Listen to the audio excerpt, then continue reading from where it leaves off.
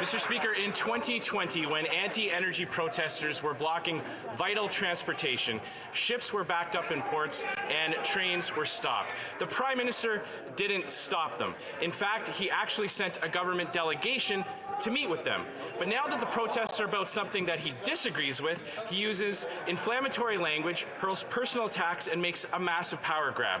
We know the PM finds democracy inconvenient and that he admires China's dictatorship. So will the Prime Minister admit that this is all just a move to crack down on dissent? The Right Honourable Prime Minister.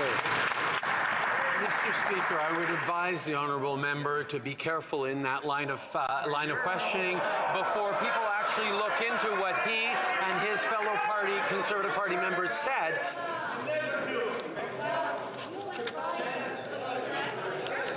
Dictator. I want to remind the honourable members that shouting names at each other is not the way this place works. No. Before you start clapping, start looking at your own benches.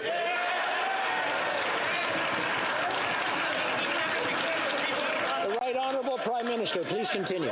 Mr. Speaker, people across this country have noticed the difference between the words and the rhetoric of the Conservative Party of Canada in regards to Indigenous protests, in regards to Black Lives Matter protests, in regards to marginalized people asking for their rights, versus what we're seeing here of illegal blockades that are hurting regular Canadians, and even talked about the potential overthrow of a duly elected government. That is not what is responsible for the Conservative. Honourable member for Regina Capel. Mr. Speaker, Conservatives denounced the blockades of vital transportation routes in 2020, and we have denounced the same blockades this time, Mr. Speaker. The only thing that has changed is the Prime Minister's reaction. When he agreed with the anti-energy protesters, he let them continue for weeks and even offered a settlement. This time, he grants himself unprecedented powers to attack those he disagrees with. Canadians do not want to live in a country where the Prime Minister gets to personally decide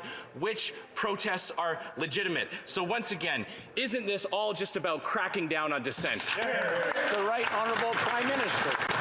Mr. Speaker, as a government, we have always stood up for the right to peaceful protests. We have always stood up for the right to freedom of assembly or freedom of expression. Mr. Speaker, these illegal blockades are hurting Canadians, are hurting their livelihoods, and are hurting the well-being and endangering the well-being of people in communities across this country.